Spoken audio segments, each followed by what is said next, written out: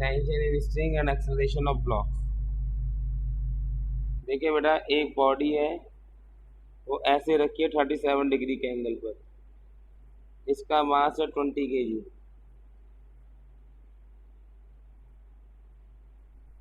ठीक है, इसका मास है 20 kg।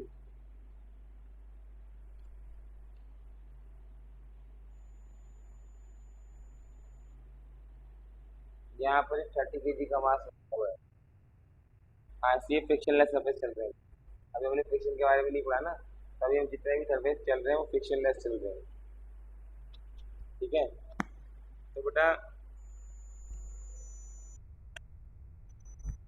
हाँ, जितने भी सरफेस अभी फ्रिक्शनलेस चल रहे हैं, तो बेटा देखिए, एक तो इसमें mg4 दोनों के नीचे की तरफ लगेगा, दोनों पे टेंशन। एक इस पे लगेगी नॉर्मल रिएक्शन, सरफेस लगाता है ग्राउंड। ठीक है, एक लगेगा बेटा, दोनों पे टेंशन लगेगी अवे फ्रॉम द जॉइंट, दोनों पे टेंशन लगेगा अवे फ्रॉम द जॉइंट। अब net force is equal to क्या होता है बेटा, एम ए। तो suppose this block is sliding downward, तो on 30 kg block equation will be 30g minus t is equal to 38। 30g minus t is equal to 38, ये 30 kg block का हो गया।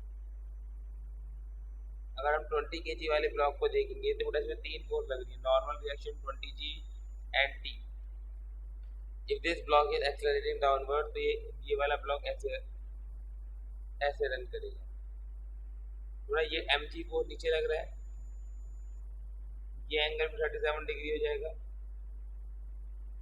ये हो जाएगा 20g cos 37 and this will be 20g sin 37। एक आ जाएगा 20g cos 37 और एक आ जाएगा 20g sin 37।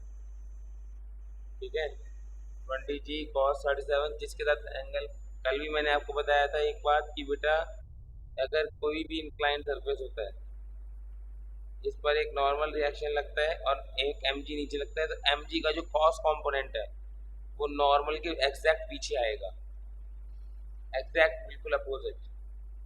अब इसमें बच्चे क्या करते हैं, ऐसे इसे बनाते कैसे हैं, ऐसे ऐसे बना देते हैं। कैसे बना देते हैं, ये एन के जस्ट सपोर्ट आना चाहिए और एरो नीचे की तरफ, एरो मस्ट है, एरो मस्ट है बेटा। 20g cos 37 20g sin 37, तो नॉर्मल रिएक्शन से ये कैंसिल हो जाएगा 20g cos 37। तो अगर हम 20 kg वाले ब्लॉक को देखेंगे तो इसमें टी फोर्स ऊपर की तरफ है, ये वाली फोर्स नीचे की तरफ है। नेट फोर्स इक्वल टू क्या होता है, M A. Net force equal to क्या होता है बेटा, M A. T minus 20g sin 37 is equal to 28। ऊपर की तरफ जो फोर्स लग रही है वो टेंशन लग रही है, माइनस में 20g sin 37, T minus T ऊपर की तरफ जा रहा है बेटा, mg sin थीटा नीचे की तरफ जा रहा है, तो T minus 20g sin 37 equal to 28। ठीक है, जिस तरफ ब्लॉक जा रहा होता है वो वाली फोर्स बड़ी होती है। अब आप दोनों को ऐड कर दीजिए, 1 + 2, ये आ जाएगा बेटा 30g minus 20g sin 37 is equal to 58। 30g minus 20g sin 37 पे 3/5 is equal to 58। 18g is equal to 58, यहाँ से a का वैल्यू आ जाएगा 18g/50। Once you find, yes,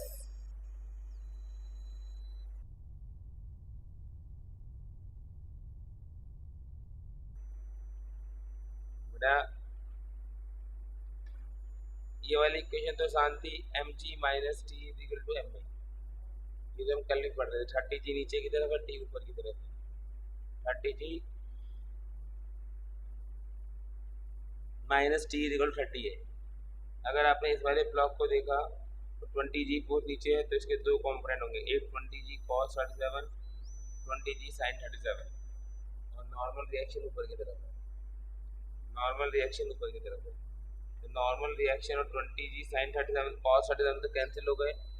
इस 20 के जी के ब्लॉक पर एक टी बचा, एक साइन 37 बचा। ये ब्लॉक ऊपर जा रहा है तो ऊपर वाली बहुत बड़ी है, T minus 20 G sine 37 equal to 20 है। T minus 20 G sine 37 equal to 20 है।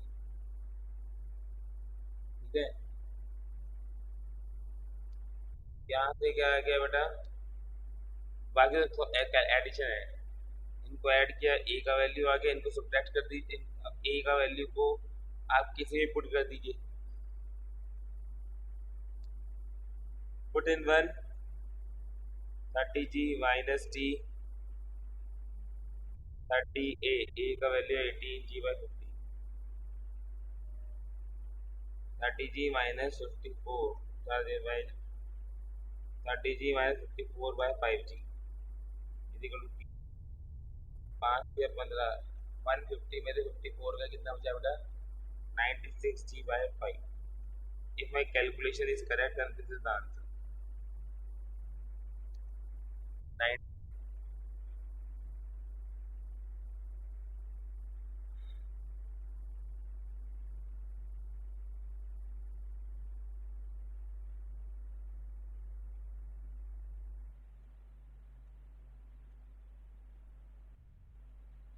यस, हाँ,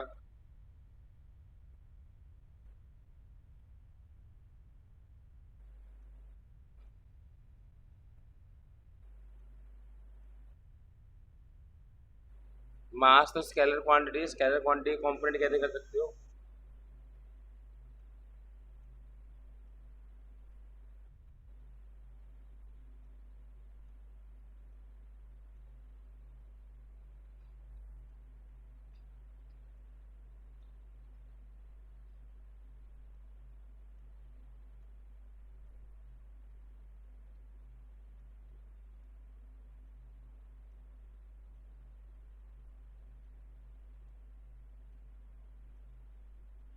हो गया बेटा।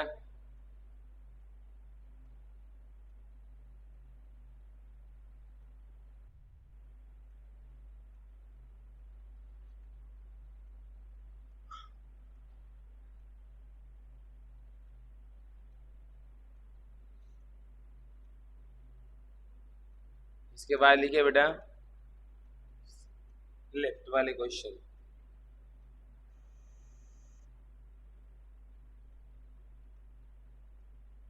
अगर कोई एक हमने बेटा स्यूडो फोर्स पढ़ी थी पिछले चैप्टर में, जो इनर्शियल फोर्स होते हैं, इनर्शिया की वजह से लगती है। इसका फॉर्मूला क्या होता था बेटा स्यूडो फोर्स का, pseudo force always act because of the inertia, तो इसे इनर्शियल फोर्स भी बोलते थे। ठीक है, it always act in direction opposite to the acceleration of base.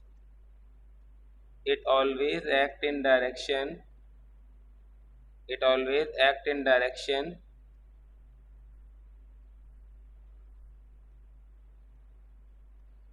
opposite to acceleration of base। इसका फॉर्मूला होता था F equal to M A. इसका फॉर्मूला होता था F equal to M A. ठीक है, स्यूडो फोर्स का फॉर्मूला होता था F equal to M A. इसकी direction opposite to the acceleration of base, जब बेस चलता है तभी ये लगती है। मास ऑफ बॉडी इनटू में एक्सेलरेशन ऑफ बेस। ठीक है, तो आप देखिए बेटा,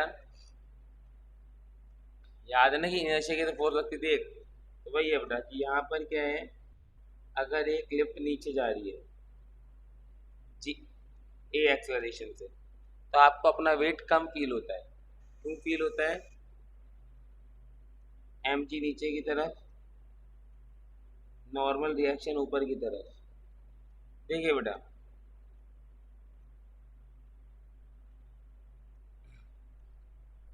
एम जी नीचे की तरफ, नॉर्मल रिएक्शन ऊपर की तरफ। अब अंतर समझिएगा बेटा, एक्चुअल वेट हर बॉडी का एम जी होता है। एक्चुअल वेट हर बॉडी का क्या होता है, एम जी। लेकिन हमें एम जी वेट फील नहीं होता। फील कौन सा वेट होता है, अपेरेंट वेट होता है नॉर्मल रिएक्शन के बराबर।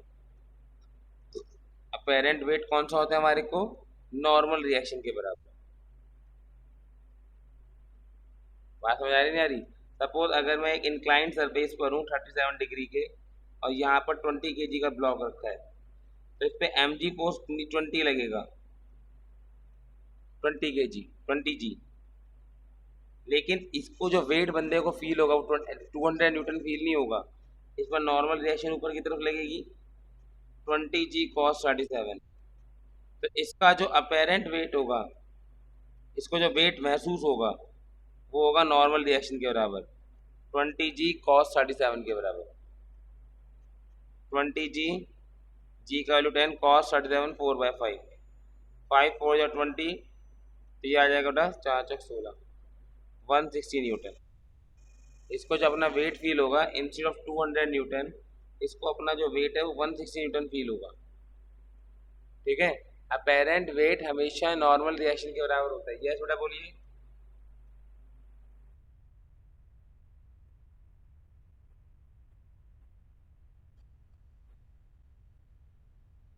हाँ, मतलब समझा नहीं?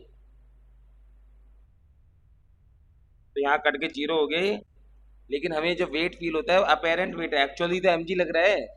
अपेरेंट वेट हमेशा नॉर्मल रिएक्शन के बराबर ही होता है, तभी तो ये कैंसिल हो जाती है। क्या बेटा? केशव आवाज नहीं आ रही बेटा मुझे।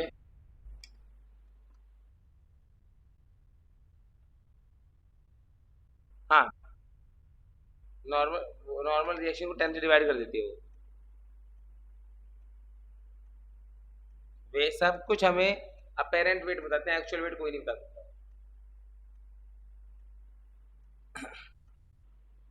mg नीचे की तरफ है, नॉर्मल रिएक्शन ऊपर की तरफ है, तो इस पर एक स्यूडो फोर्स लग जाएगी ऊपर की तरफ। स्यूडो फोर्स की डायरेक्शन क्या होती थी? Opposite to the base acceleration. तो यहाँ पर अपेरेंट वेट कितना हो जाएगा? यहाँ पर इक्वेशन बनेगी n प्लस एम में दो फोर्स ऊपर की तरफ है, एक फोर्स नीचे की तरफ है, n is equal to M G minus M A. n is equal to M G minus M A. ठीक है, तो apparent weight zero, apparent weight ये हो जाएगा, this is the apparent weight. अगर ये जो लिफ्ट है, इसका जो ये मतलब आपने क्या किया, रस्सी को काट दिया। आपने क्या किया बेटा, रस्सी को काट दिया, जिस पे लिफ्ट बंधी होती है उस रस्सी को आपने काट दिया, तो होगा क्या? तो वो उसका जो नीचे आने का एक्सेलरेशन होगा वो जी के बराबर हो जाएगा। उसका जो नीचे आने का एक्सेलरेशन होगा वो जी के बराबर हो जाएगा। तो in that case M G नीचे लगेगा, एम जी ही ऊपर लगेगा। नॉर्मल रिएक्शन कितना हो जाएगा? N plus M G is equal to M G, zero. इसे अब जिसको हम वेटलेसनेस बोलते हैं, वेटलेस। बंदे को अपना वेट, हाँ,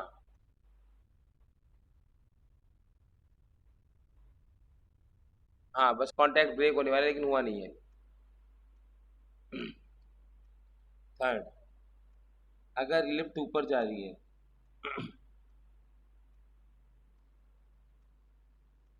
इस पे एम जी फोर्स नीचे की तरफ लग रहा है, एम ए फोर्स भी एक्सेलरेशन के अपोजिट लगेगा, नॉर्मल रिएक्शन ऊपर की तरफ, N equal to M G plus M A, ये हो गया अपेरेंट वेट, ये हो जाएगा अपेरेंट वेट।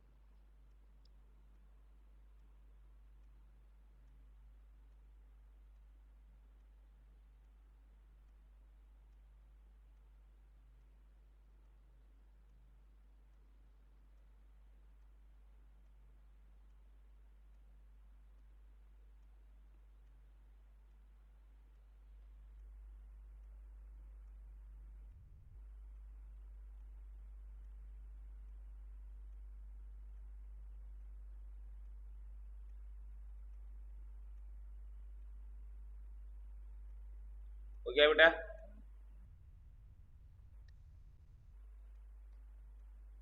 है डालिए बेटा। फ्रिक्शन,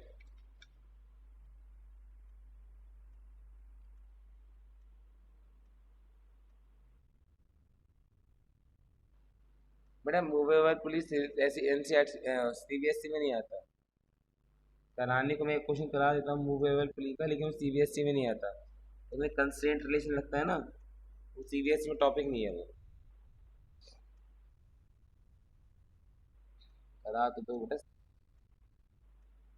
देखो बेटा ये 20 kg का ब्लॉक है, यहाँ पर आपकी एक पुली है,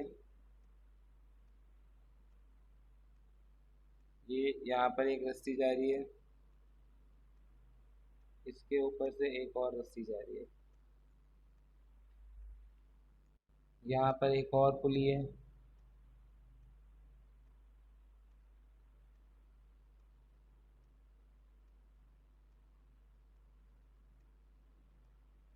ये कोई क्वेश्चन है। आपको निकालना है tension in all the strings. ठीक है, तो आपने क्या किया बेटा, सपोज ये वाला ब्लॉक ए एक्सेलरेशन से नीचे जा रहा था, तो ये वाला ब्लॉक ए एक्सेलरेशन से आगे जाएगा, ऐसा नहीं होगा, क्योंकि यहाँ क्या होगा, यहाँ रस्सी घूम गई। वो देखिए बेटा, इसके करने के दो तरीके हैं, एक तो जुगाड़, एक तो आप ये ध्यान रख लीजिए टी इंटू एक कांस्टेंट रहता है, टी इंटू ए क्या रहता है, कांस्टेंट। कंस्ट्रेंट लगाने की जरूरत ही नहीं पड़ेगी। यहाँ पर बेटा टेंशन टी ऊपर की तरफ है, एम जी फोर्स नीचे की तरफ है, टी वन टेंशन मान ली। तो इस पॉइंट एक रस्सी में पुली मासलेस है, तो एक रस्सी में टेंशन हमेशा क्या रहती है, सेम। यहाँ पर टी वन टेंशन, यहाँ भी टी वन टेंशन पुली पे, अवे फ्रॉम द जॉइंट आया ना। अब आप देखिए, अब ये भी तो एक रस्सी है, इसको भी पढ़ना पड़ेगा हमें। ये जो है टी टू, इसमें टी टू, यही टेंशन लगेंगी। एक रस्सी में टेंशन हमेशा, मतलब अगर पुली में कहीं ऐसी फिगर बन जाए, पुली में कहीं ऐसी फिगर बन जाए, ठीक है, तो आपको ये तीनों वायर पढ़नी पड़ती हैं। इन दोनों में तो टेंशन एक ही तरफ रहेगी, इसमें अपोजिट जारी होगी। ठीक है, तो T one T one T two. अब आप देखिए पुली का मास तो होता ही नहीं, पढ़ ही नहीं रहे हम, तो नेट फोर्स अगर एम ए के बराबर रखूंगा, एम तो जीरो है। अगर मैं पुली पे देखूंगा राइट की तरफ कितनी फोर्स है, टू टी वन। पुली पे राइट की तरफ कितनी फोर्स है, टू टी वन। लेफ्ट की तरफ कितनी है, T two. Equal to mass कितना है, जीरो, तो two T one equal to T two. ठीक है, मतलब यहाँ पर जो टेंशन होगी वो इस वाली स्ट्रिंग की टेंशन की डबल होगी। बेटा टी इंटू ए कॉन्स्टेंट है, अगर टेंशन डबल हो गई तो एक्सलरेशन आधा होगा, इसका एक्सलरेशन ए बाय टू लेना है। अगर टेंशन डबल हो गई तो एक्सलरेशन क्या होगा बेटा, हाफ। टेंशन डबल तो एक्सलरेशन क्या हो जाएगा बेटा, हाफ। बात समझ आ गई नहीं आ गई? अगर टेंशन डबल हो गई तो एक्सलरेशन क्या हो जाएगा बेटा, हाफ हो जाएगा। और इतना सा कंसेप्ट है, बाकी इक्वेशन वही बनेगी। 50 एक इक्वेशन तो ये बन गई, two T one is equal to T two, एक इक्वेशन बन गई 50g minus T one is equal to 50a, एक इक्वेशन ये दे देगा T two is equal to twenty A by two. ये तीन इक्वेशन बन गई। ठीक है, ये तीन इक्वेशन बन गई बेटा, तीनों को ऐड कर देंगे तो कुछ होगा नहीं, तो आपने क्या करना है, सॉल्व करना पड़ेगा इसे। तीन इक्वेशन तीन वेरिएबल सॉल्व कर लीजिए बस। ठीक है, तो अब फ्रॉम इक्वेशन वन ये कितना बन जाएगा, two T one equal to ten A, T one equal to five A. अगर मैंने वन में ये डाल दिया टी टू की जगह, टी टू की जगह two T one equal to ten A आ गए, टी वन के लिए फाइव आ गई, इसको आपने यहाँ पुट कर दिया 50g minus five A equal to 50 A. ठीक है, 50g minus five A equal to 50 A, 50g equal to 55 A का वैल्यू आ जाएगा 10g/11, ए का वैल्यू आ जाएगा 10g/11। तो ये जो कंसेप्ट है ना कि टी इंटू ए को हमने कांस्टेंट मान लिया, इसे कहते हैं कंस्ट्रेंट रिलेशन का छोटा भाई। एक्चुअली में इसमें डिफरेंशिएट करना पड़ता है, लेकिन आप इसको डायरेक्ट मान के चलिए सारे क्वेश्चन हो जाते हैं। टेंशन इंटू एक्सेलरेशन कांस्टेंट होता है, मतलब अगर टेंशन 8 गुना हो गई तो एक्सेलरेशन 1/8 हो जाएगा।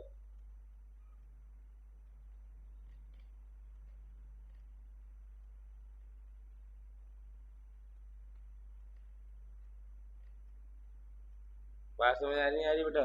यहाँ पर देखिए इस तरफ दो टेंशन थी T1 T1, तो लेफ्ट की तरफ हो गई T2। T2 और T1 बराबर होगा क्योंकि हम पुली का मास पढ़ ही नहीं रहे हैं।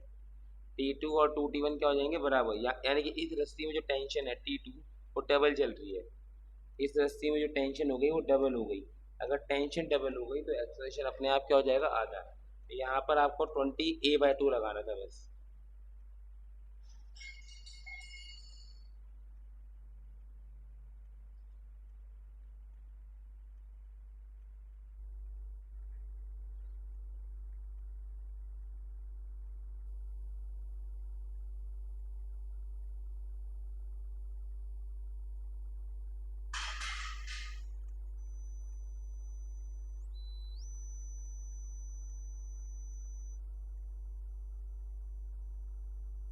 देखिए बेटा, adding friction.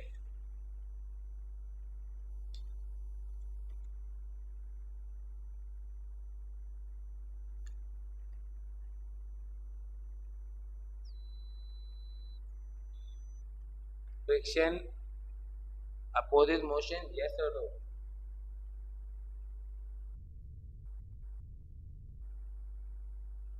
Does friction opposite motion, yes और नो? वही बच्चों का जवाब है आपको। बहुत बहुत मुश्किल क्वेश्चन पूछा है मैंने। No, friction never opposite motion. Friction कभी भी मोशन अपोज नहीं कर सकता, मर्जी उसकी। फ्रिक्शन कभी भी motion oppose, you can never say that friction opposes motion, no. The best example is, किसको मोशन अपोज करता है बेटा?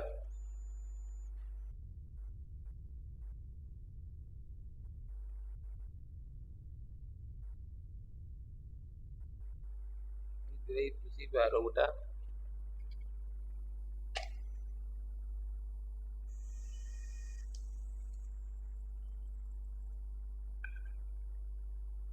ये जो माचिस है ये ढक्कन पे रखी हुई है, मैं ये ढक्कन मूव कर रहा हूँ, माचिस की मूव कर रही हूँ।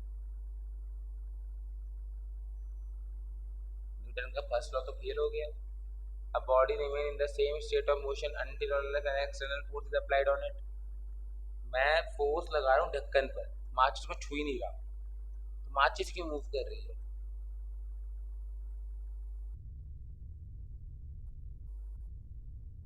अरे कम ज्यादा की बात छोड़ो ना, मैं तो बात कर रहा हूँ मूवी क्यों कर रही है। कम या ज्यादा की बात नहीं कर रहा मैं। क्यों?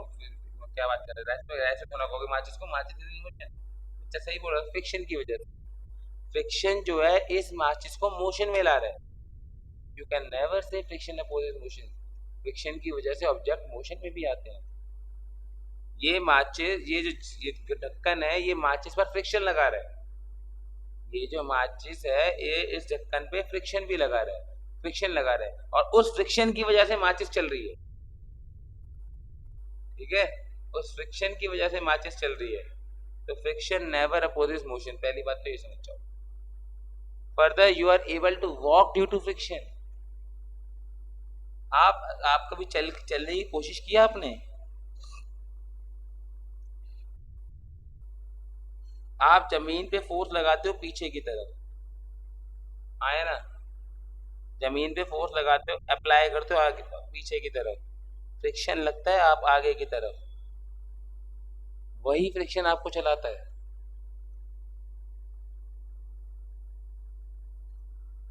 ठीक है, फ्रिक्शन कभी भी मोशन को अपोज नहीं कर सकता, कई केस में कर देता है लेकिन कंपल्सरी नहीं है। हाँ बेटा, आप बोलिए क्या कह रहे थे आप?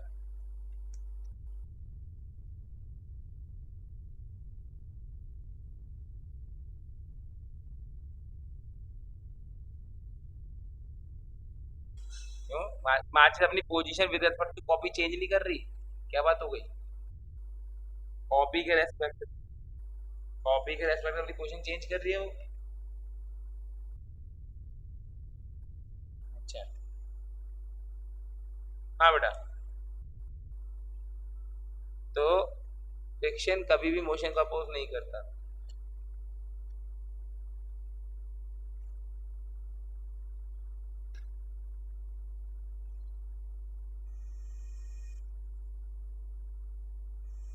काजल, भाभी का एक रुपए का सिक्का देना, 1 रुपए का सिक्का। काजल से ले लो, अपने आप दे दो, 1 रुपए का सिक्का दे दो मुझे। हाँ बेटा देखिए, तो पहली लाइन लिखिए, friction never opposes motion, it always opposes relative motion. Friction never opposes motion, it always opposes relative motion.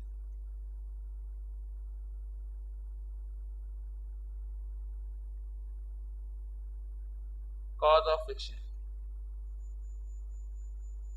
क्या होता है बेटा?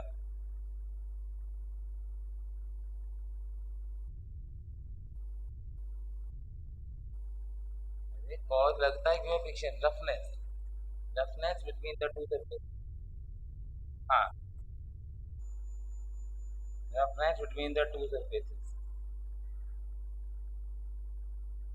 इसके पीछे दो थ्योरी हैं, एक है बेटा क्लासिकल थ्योरी और एक है बेटा मॉडर्न थ्योरी। क्लासिकल थ्योरी कहती थी कि दो सरफेस रफ होते हैं, इसमें ये जो दोनों सरफेस है इंटरलॉक हो जाती है।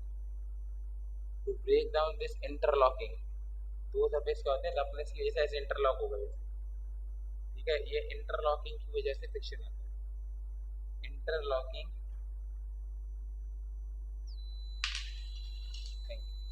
इंटरलॉकिंग बिटवीन द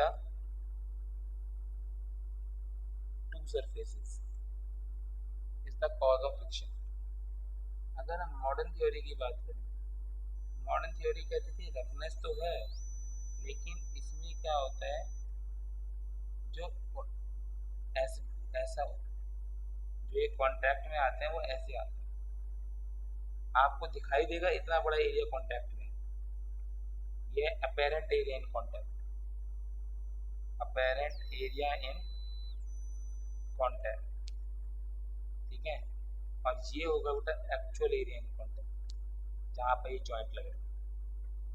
अगर मैंने हाथों को मिला रखा है तो ये आपको दिखाई दे रहा है दोनों हाथ कॉन्टैक्ट में है, जबकि दोनों हाथ कहीं कहीं कॉन्टैक्ट में होंगे, ये होता है actual area in contact, actual area in contact. At the site of actual area in contact intermolecular force of attraction develop हो जाती है। At site of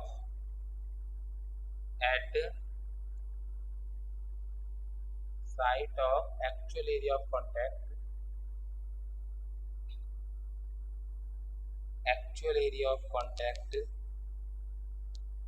intermolecular forces develop,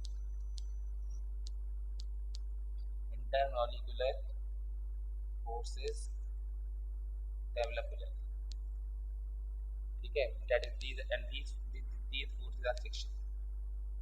forces are friction, या causes friction, यही forces body को move करने से रोकने की कोशिश करती है। बेटा मजे की बात तो ये है कि अगर तो 100% स्मूथ सरफेस ले लिया मैंने, 100% स्मूथ सरफेस तो उसमें फ्रिक्शन कितना होगा?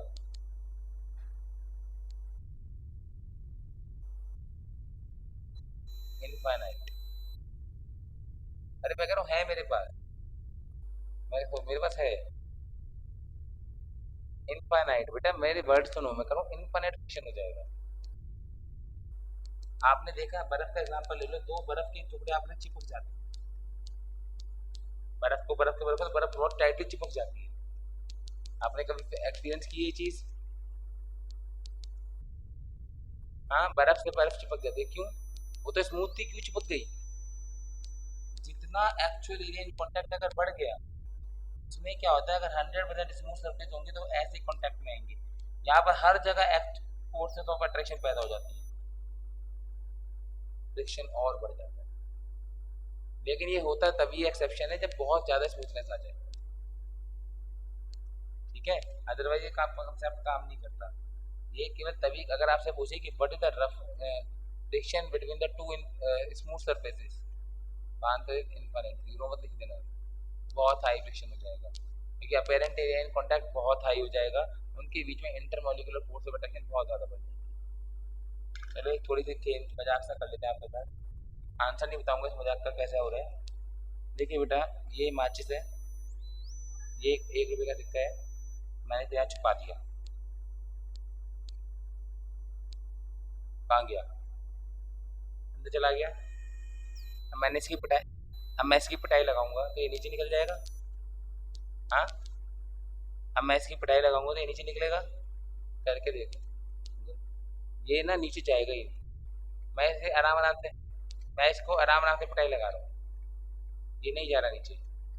और तेज तेज पिटाई लगाऊंगा तो नीचे निकल जाएगा।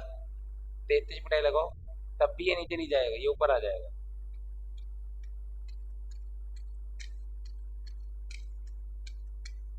ये नीचे क्यों नहीं गया?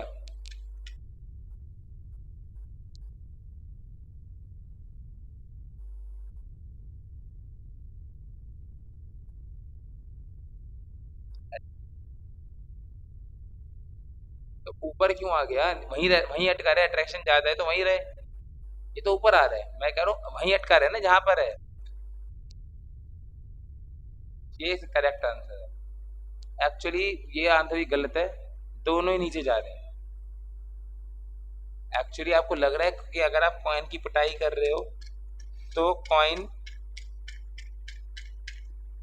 नीचे जा रहा है, एक्चुअली हो यही रहा है। आपने दोनों की पिटाई लगाई, दोनों बच्चे नीचे भाग गए।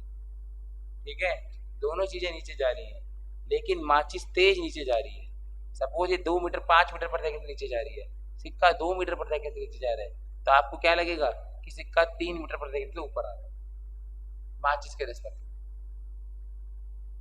दोनों ही नीचे जा रहे हैं। अगर मैं इसकी पिटाई लगा रहा हूं तो सिक्का भी और माचिस भी दोनों ही नीचे जा रहे हैं, लेकिन माचिस तेज नीचे जा रही है, सिक्का धीरे धीरे नीचे जा रहा है। तो आपको लग रहा है कि सिक्का पीछे आ गया। सिक्का पीछे नहीं आया, माचिस जल्दी नीचे चली गई। अब ऐसा क्यों होता है वो हम वो अभी एक थोड़ी थ्योरी पढ़ेंगे तब समझ आएगा, लेकिन वो यही रहा है, एक्चुअली में दोनों नीचे जा रहे हैं।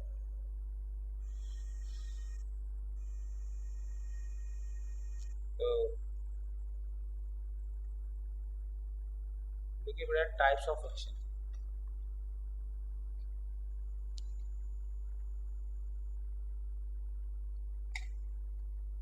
Types of friction next class में पढ़ेंगे बेटा। ले लेते हैं।